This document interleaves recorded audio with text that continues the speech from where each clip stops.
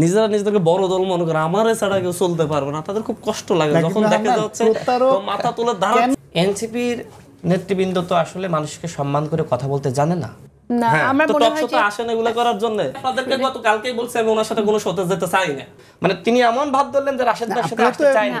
পুরনো আপনি বলেন ওনাদের বলতে দেন, 50 মিনিট বলতে দেন, আরো 50 মিনিট বলতে দেন, বলতে বলতে শেষ হবে না। আপনি বলেন ডক্টর মোহাম্মদ ইউনূস যখন থাকবে না তখন আপনার কি হবে? নেগেটিভ ভাবে কথা বললো তখন কি তার সাথে পজিটিভ ভাবে কথা বলবো? সে আমার সাথে টক শোতে বসতে চায় না, আমি কি বসতে চাই? আরে ভাই নাহিদ ইসলামের নেতৃত্বে তো আন্দোলন করতেছে, আপনার নেতৃত্বে আন্দোলন হয় না, নাহিদ ইসলামের গুরুত্ব দিবে নাকি আপনারা দিবে?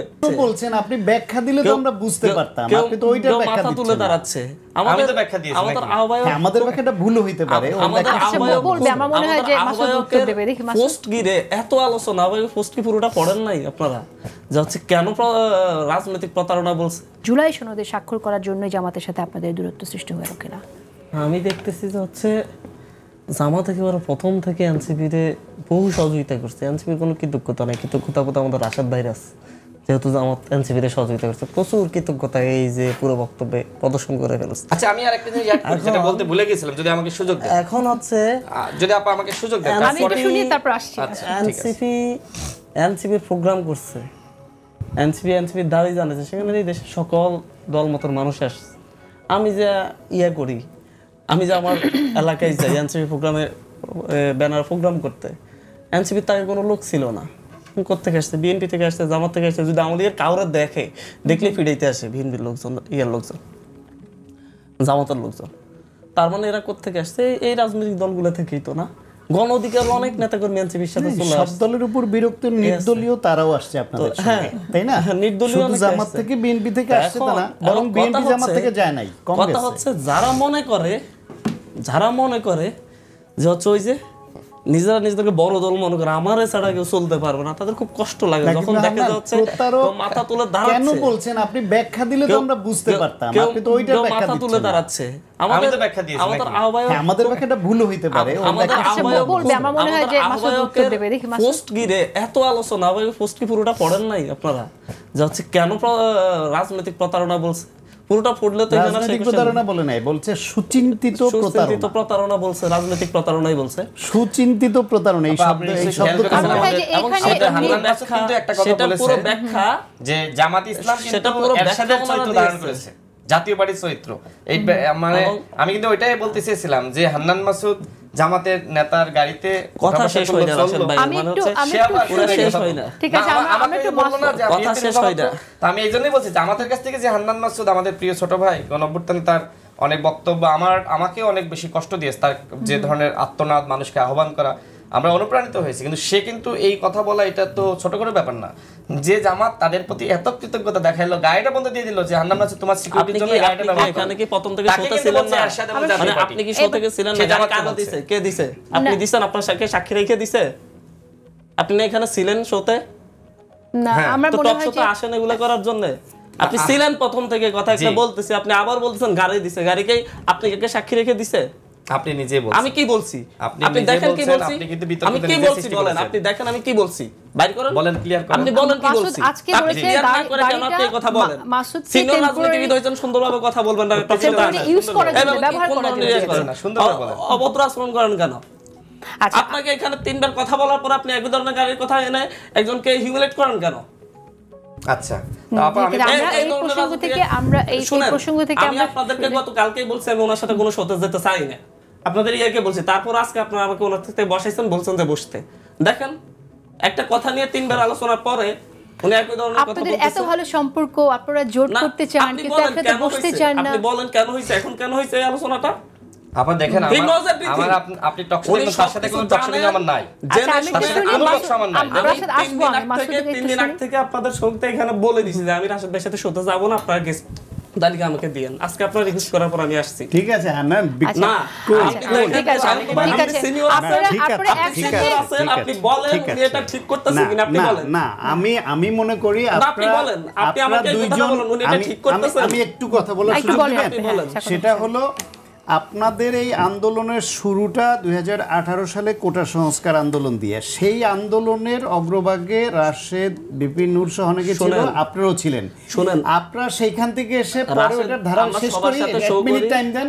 তার ধারাবাহিকতায় পরে আপনারা এইবার আন্দোলন এগিয়ে নিয়ে গেছেন এবং আপনারা এখন নেতৃত্বে আসছেন। আপনারা কিন্তু একই আদর্শের, একই ঘরানার এবং একই মুভমেন্টে চলা। আপনাদের এই বিভেদটা যা দর্শকরা জানাটা নতুন বাংলাদেশ ভালো চান, না, কিন্তু ভালো না। আপনাদের মধ্যে যদি বিভেদ থাকে এখন সেই ক্ষেত্রে হয়েছে কি, আমি দুইজনকে অনুরোধ করব, দুই তরুণ নেতাকে, দুই দলের গুরুত্বপূর্ণ নেতা, এটা আপনি করবেন না, আপনারা অভিভাবক হিসেবে আপনি বলেন না, এটা উনি ঠিক করছেন না না, আমি দুজনকেই বলছি। শোনেন, রাশেদ এখন যেটা বলছে বারবার একই কথা বলা, এটা উচিত হয় না। আবার এটা শুরুটা যে আপনি করেছেন তাকে অন্য একটা দলের মুখপাত্র বলে, সেটা একটা আক্রমণ। একে খেপিয়ে দিয়েছেন শুরুতে আপনি সামান্য বলে, এটা উভয়েরই এইদিকে না যাওয়া ভালো। আচ্ছা, আমাদের শেষ করতে হবে। আমি একটু অন্য প্রসঙ্গে যেতে চাই। আজ পর্যন্ত মানে 400-500 শো করছি, কোন শোতে আমার কারোর সাথে কোনো ধরনের ইয়ে হয়েছে? আচ্ছা, আমরা লেটস ফরগেট অ্যাবাউট ইট। আমরা একটু অন্য প্রসঙ্গে আমরা কথা বলি। আমরা একটু অন্য প্রসঙ্গে কথা বলি। আমরা দেখলাম যে আজকে জাতীয় পার্টির চেয়ারম্যান বলেছেন, আমি না, আমাকে এখানে শেষ করতে দেন। একই ঘরে আওয়ামী লীগ করার লোক থাকে, বিএনপি করার লোক থাকে, জামাত করার লোক থাকে, একই বাড়িতে থাকে, শুভাকাঙ্ক্ষী থাকে, থাকে না? সেই জায়গা থেকে একটা কথা স্পষ্টত আমি বলার পরে যে হচ্ছে, আমি যখন হাতিয়াতে যাওয়ার পরে যে গাড়িটা নিয়ে কোশ্চেন উঠছিল, এই গাড়িটা কোথায় পাইছেন, সেই গাড়িটা নিয়ে আমি স্পষ্ট বলছি যে হচ্ছে এই গাড়িটা আমাকে একজন আমার এলাকার শুভাকাঙ্ক্ষী দিয়েছেন। উনি জামাতপন্থী একজন ব্যবসায়ী, ওখানে ব্যবহার করার জন্য আমি ওখানে যাওয়ার সময় অনেক মানুষ হয়েছেন, তো এই গাড়ি নিয়ে যেতে হয়েছে। এটা নিয়ে এইভাবেই কথা বলা হয়েছে, মিডিয়ার বিভিন্ন হাইলাইট মানে এমন ভাবে তুলে ধরেছে মনে গিফট করা হয়েছে, কিন্তু এরপর আর এই গাড়ির খবর নেই। গিফট করলে তো আমি নিয়মিত ব্যবহার করতাম। এবং এটা নিয়ে 5বার ব্যাখ্যা দেওয়ার পরে আজকে এখানে উনি তখনকার আমার বক্তব্য শুনছেন নিশ্চয়ই। দর্শক ক্লিয়ার, কিন্তু আপনি যেটা বলেছেন না, এখন এখানেও আমি প্রথমে আপনার শোর মধ্যেই একবার বলছি, বলার পরে আপনি এটা ক্লিয়ার হওয়ার পরে এখন আবারও এই কথাটা বলা মানে হচ্ছে যে আপনি একজনকে হিউমিলেট করে কথা বলতে চাচ্ছেন। রাশেদ, আপনি একটু বলেন এখানে আপনি আসলে কি কেন এভাবে, যেহেতু একবার ব্যাখ্যা দিয়েছে এখানে মাসুদ। আমি কিন্তু কাউকে শুরুতে কাউন্টার করি না, কিন্তু যখন কেউ আমাকে অপদস্থ করবে, ছোট করবে, তখন আমাকে তো তার প্রতি উত্তর দিতে হবে, কারণ আমি তো পলিটিক্স করি, তাই না? তো এনসিপির নেতৃবৃন্দ তো আসলে মানুষকে সম্মান করে কথা বলতে জানে না। তার শব্দগুলো দেখেন, তিনি বলছেন গণ অধিকার পরিষদ এনসিপির সাথে যুক্ত হতে চেয়েছে, দল হিসেবে গণ অধিকার পরিষদ বিলুপ্ত করে এনসিপিতে জয়েন করতে চেয়েছে। নূর আহত হওয়ার পরে গণ অধিকার পরিষদ যোগাযোগ করেছে। এই কথাগুলো মানে কি? মানে আমার দলের কোনো অস্তিত্ব নাই, অবস্থান নাই, মানে এনসিপিতে আমাকে যেতেই হবে, মানে এমন একটা ভাব তিনি আমাকে বললেন। দেখেন, এমন একটা ভাব তিনি আমাকে বললেন যে মানে আমরা হচ্ছে জুলাইয়ের নেতৃত্ব তাদেরকে মানতে পারি না এবং আমরা তাদের সাথে যোগাযোগ করি এবং পরবর্তীতে টকশোতে এসে ভাব নিয়ে কথা বলি, এ ধরনের কথা তিনি বলেছিলেন যে আমরা ভাব নিয়ে কথা বলি। দেখেন, মানে এনসিপি এমন অহংকার শুরু করেছে, শুরুতে বিএনপি ব্যাশিং করলো ব্যাপকভাবে, হ্যাঁ, বিএনপির বিরুদ্ধে এই করা সেই করা, এরপরে এখন জামাত ব্যাশিং শুরু করলো, গণ অধিকার পরিষদকে নিয়ে তো কটাক্ষ শুরু থেকেই করছে। এমনকি দেখেন, এই সরকার যখন গঠিত হয়েছে, সরকারের উপদেষ্টাদের পর্যন্ত বলে দেওয়া হয়েছে গণ অধিকার পরিষদকে পাত্তা দিবেন না। আরে এনসিপির সাথে সরকার বসে 3 নম্বর দল হিসেবে গণ অধিকার পরিষদের যে সাংগঠনিক সক্ষমতা রয়েছে তার 5 ভাগের 1 ভাগও এনসিপির নাই। আমি চ্যালেঞ্জ করে বলছি, খোঁজ নেন, আপনি প্রত্যেকটা জেলায় জেলায় যান, খোঁজ নেন। আমাদের ছাত্র সংগঠন, যুব সংগঠন শেষ করে প্লিজ, পেশাজীবী সংগঠন, হয়তো তার সাথে টকশোতে আমার শেষ বসা, আর হয়তো বসা হবে না, এই জন্য ক্লিয়ার করি। মানে তিনি এমন ভাব ধরলেন যে রাশেদ ভাইয়ের সাথে আসতে চায় না। শেষ করি, রাশেদ ভাইয়ের সাথে আসতে চায়। দেখেন, আমি কিন্তু তার সাথে টকশোতে যাইনি। কেন জানেন? যাইনি। কেন যায় না? এর কারণ হলো তিনি নুরুল হক নূরকে একবার খাটো করেছিলেন একটা টকশোতে, যে নূর ভাই তার দল বিলুপ্ত করে গণ অধিকার পরিষদ ছেড়ে তিনি এনসিপিতে জয়েন করতে চেয়েছেন। হান্নান মাসুদ আমাদের প্রিয় ছোট ভাই বলেছিলেন। জাস্ট আমি এসেছি তার এই কথাগুলোর কাউন্টার দেওয়ার জন্য, যে এনসিপি এত বড় দল হয়ে যায়নি যে নুরুল হক নূরকে এনসিপিতে যোগদান করতে হবে। বা রাশেদ খান কেন এনসিপিতে যোগদান করবে? আমার কি এমন মানে প্রয়োজন করেছে? প্লিজ লেট মি ফিনিশ, যেটা আপনি শুরু করে মানে আপনি প্রশ্নটা করেছিলেন, এই জন্য বলছি। তো এখন সেই জায়গা থেকে তাদের আচরণগুলো আরো নমনীয় হতে হবে। আমি ধরে নিলাম তার বক্তব্য দিচ্ছে বিভিন্ন জায়গায় যে বিএনপির নেতৃত্বে একটা জোট, জামাতের নেতৃত্বে একটা জোট, আর এনসিপির নেতৃত্বে একটা জোট, সেখানে আবার নাম ব্যবহার করতেছে আমার পারমিশন ছাড়া। গণ অধিকার পরিষদ, গণসংহতি আন্দোলন, এবি পার্টি। দেখেন, এই বিভিন্ন যাদের নাম বলতেছে, এই দলের একজন শীর্ষ নেতা একদিন আমাকে প্রশ্ন করলো, রাশেদ আপনাদের সাথে কি ওদের কোনো যোগাযোগ হয়েছে? আমি বলছি না, জোট নিয়ে। বলছে ওরা আমাদের নাম বলতেছে, আমরা তো বিব্রত হচ্ছে, কারণ মিডিয়ার সামনে তো বলতেও পারতেছি না না তাদের সাথে আমরা জোট করবো না, এটা তো বলা যায় না। দেখেন ঠিক একইভাবে আমাদের নামটা ব্যবহার করতেছি যে আমরা যেহেতু আমরা এক দল হইতে পারি না, এখন আমরা মানে জোট করতে চাই। এনসিপির সাথে তো আমাদের জোট করার প্রয়োজন নাই, কেন জোট করব? বরং তারা আমরা যেহেতু একসাথে রাজনীতি করেছি, তাই না, তাদের সাথে আমাদের একটা বোঝাপড়া ছিল। কিন্তু আজকে শুধুমাত্র নিজেকে বড় হিসেবে জাহির করার জন্য আপনি গণ অধিকার পরিষদকে ছোট হিসেবে দেখাইতে চান। আরে ভাই, আপনি তো আমাকে ছোট হিসেবে দেখাইতে হয়তো সাময়িক সময় পারবে, ডক্টর মোহাম্মদ ইউনূস যখন থাকবে না তখন আপনার কি হবে? তখন কোন মানুষ আপনাকে 3 নম্বর দল হিসেবে কাউন্ট করবে? কে কাউন্ট করবে? এখন হয়তো এই সরকার আছে, সরকারের উপদেষ্টাদেরকে আপনারা নিয়োগ দিয়েছেন এবং এই জন্য এই সরকারের উপদেষ্টারা আপনাদেরকে গুরুত্ব দিচ্ছে। আমি ঐক্যমত কমিশনে একাধিকবার প্রতিবাদ জানিয়েছি যে আপনারা কেন এই 3টা দলকে আপনারা এইভাবে গুরুত্ব দিচ্ছেন, কেন বিএনপি, জামাত, এনসিপি, কেন এনসিপিকে কি এই প্রতিষ্ঠিত করে দেওয়ার দায়িত্ব আপনাদের? পরে আমাকে ঐক্যমত কমিশনের একজন বলে, দেখেন দরকার আছে, তাহলে অনেক সমস্যা আছে। তো সমস্যাটা কি? সমস্যাটা হলো এই যে বিভিন্ন জায়গায় তারা অনৈক্য সৃষ্টি করতেছে, জুলাই সনদে স্বাক্ষর করবে না, এই দাবি মানতে হবে, সেই দাবি মানতে হবে। ভাই, আপনাকে যখন জাতিসংঘে 3 নম্বর দল হিসেবে নিয়ে যায় তখন কেন বলেন না যে আমার এই অন্য দলের সাথে বৈষম্য করতেছেন? আর যখন আপনার জুলাই সনদে স্বাক্ষরের ব্যাপার আসে তখন আপনি স্বাক্ষর করবেন না। মানে এনসিপি কে নিয়ে তো আমরা বিতর্ক সৃষ্টি করতে চাই না, কিন্তু এনসিপি যে বৈষম্য বিরোধী ছাত্র আন্দোলন করে আজকে বাংলাদেশে যে বৈষম্যগুলো সৃষ্টি হয়েছে, আজকে বিএনপি বেশিং, কালকে জামাত বেশিং, ইসলামী আন্দোলন বেশিং, গণ অধিকার পরিষদের বেশিং, হোয়াট ইজ দিস? আপনি তো সবার কাছে প্রিয় ছিলেন, আমরা তো স্বীকার করি যে হ্যাঁ এই ছাত্র নেতাদের আহ্বানে আমরা সবাই নেমেছি, বিএনপি নেমেছে, জামাত নেমেছে, গণ অধিকার পরিষদ নেমেছে, সবাই নেমেছে। আজকে সেই মানুষগুলো আপনাদের সমালোচনা কেন করতেছে? কি কারণ? কারণ আপনারা যখন সালাউদ্দিন আহমেদের মতন ব্যক্তিকে নিয়ে বলেন যে তাকে ক্ষমা চাইতে হবে, তাও তার বক্তব্য আমি একাধিকবার শুনেছি। আমি শোনার পরে আমি মানে অবাক হয়ে গিয়েছি, কিভাবে সম্ভব? এই বক্তব্যের কথা তো ভুল নাই। তিনি বলেছেন যে জুলাই যোদ্ধারা কোনোভাবে এরকম স্বাক্ষর অনুষ্ঠান বানচাল করতে পারে না, এই কথাগুলো তো আমরাও বলেছি। আজকে আপনি সালাউদ্দিন আহমেদকে ক্ষমা চাইতে বলবেন, এরপর আপনি জামাতকে বলবেন মধ্যে ফ্যাসিবাদ গোষ্ঠী ঢুকে পড়েছে, এদের সবাইকে ফ্যাসিবাদ বলে নাই তো। যে এইরকম যখন এই যে আমি একাধিকবার বলেছি যে জামাত ইসলাম যখন ঐক্যমত কমিশনে একদিকে আলোচনা হচ্ছে, তখন জামাত ইসলাম যখন মাঠে আন্দোলনটা করে, এই আন্দোলনের মধ্যে যদি আওয়ামী লীগ ঢুকে সাবটেজ করে তখন কি হবে? তাই না? এই ধরনের সুযোগ তো আওয়ামী লীগ নেওয়ার জন্য অপেক্ষা করতেছে। এই যে বিভিন্ন জায়গায় দেখতেছেন আগুন লাগতেছে, আওয়ামী লীগ তো এই ষড়যন্ত্র করার জন্য তারা বসে আছে। আজকে সেই এনসিপি বলেন আর বৈষম্য ছাত্র আন্দোলন বলেন, তাদের দায়িত্ব ছিল পুরো জাতিকে এক রাখা, সমতা সৃষ্টি করা, সাম্য সৃষ্টি করা, ন্যায় বিচার সৃষ্টি করা। আপনার অধিকারটা যখন অর্জন হয়ে যায় তখন আপনি চুপ, আর যখন আপনার অধিকার অর্জিত হয় না তখন আপনি হাউকাও শুরু করে দেন। আজকে গণ অধিকার পরিষদের ভূমিকা নাই। আজকে আমি এর আগে বলেছিলাম, দেখেন তারা একটা প্ল্যান করেছে যে গণ অধিকার পরিষদ বা যারা বিএনপির সাথে 2022 সাল থেকে যুগবাদ আন্দোলন করেছে, এরা যে টকশোতেই যাবে তাদেরকে বলা হবে বিএনপির মুখপাত্র। বিভিন্ন আলোচনায় আমরা দেখছি যে বিএনপির সাথে তাদের জোট হচ্ছে। তো বিএনপির সাথে তার তো রাজনৈতিক জোট হতেই পারে। বাংলাদেশের ইতিহাসে বিএনপি এককভাবে নিজেও তো ইলেকশন করে নাই, জামাত করে নাই, প্রত্যেকটা দল কোনো না কোনো ভাবে জোট করে। এনসিপি জোট নিয়ে আমি কোনো নেগেটিভ কথা বলেছি? বলি না। হ্যাঁ, তারা জোট করতেই পারে, গণ অধিকার পরিষদের সাথে জোটের কথা বলতে পারে, বিএনপির সাথে বলতে পারে, জামাতের সাথে কথা বলতে পারে।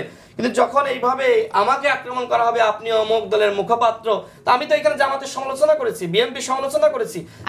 যখন বিএনপি, জামাত, এনসিপি, আমি দেখেন ঐক্যমত কমিশনে বারবার বলেছি যে এই 3টা দলের কারণে আজকে আমরা ঐক্যমতে আসতে পারতেছি না। এই 3টা দল কেউ কাউকে ছাড় দিচ্ছে না। দেখেন এই সরকার কিন্তু এই 3টা দলকে গুরুত্ব দিচ্ছে। এই 3টা দল যখন নিজেদের সম্মানটা পাচ্ছে তখন চুপ, আর যখন নিজেদের সম্মানটা অন্যদের সম্মানে তারা কোনো কথা বলছে না। সর্বশেষ বলি, এনসিপির কাছে অনেক দায়িত্ব ছিল এই জাতিকে, জাতীয় ঐক্য সৃষ্টি করা, আমাদেরকে এক রাখা। কিন্তু সেই তারা কখনো বিএনপি, কখনো জামাত, কখনো আমাদেরকে নিয়ে যখন এরকম বিভিন্ন ল্যাঙ্গুয়েজে আমাদেরকে অপদস্থ করে কথা বলে, তখন আমাদেরকে কাউন্টার দিতে হয়। আমি তো এখানে তর্ক করার জন্য বসি না। আমার উদ্দেশ্য ছিল না, আমার নোটগুলো দেখেন, আমি নোটগুলো লিখেছি যে আজকে জিএম কাদের এই কথা বলেছে যে আওয়ামী লীগ জাতীয় পার্টি ছাড়া ইলেকশন করা যাবে না। সে যখন আমাকে নেগেটিভ ভাবে কথা বললো, তখন কি তার সাথে আমি পজিটিভ ভাবে কথা বলবো? সে আমার সাথে টকশোতে বসতে চায় না, আমি কি বসতে চাই? কিন্তু টকশোতে দেখছেন যে তার সাথে আমি বসেছি, কিন্তু আমি মনে করেছি না, আমাদের ম্যাচিউরড হওয়া দরকার। সে যখন বিতর্ক সৃষ্টি করবে তখন কি আমি কি চুপচাপ এখানে বসে থাকবো? আমার মনে হয় যে এবার আমরা হান্নান মাসুদের কথা শুনি।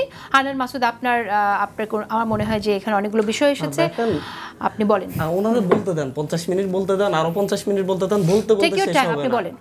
মানে আমার বলার কিছু নেই।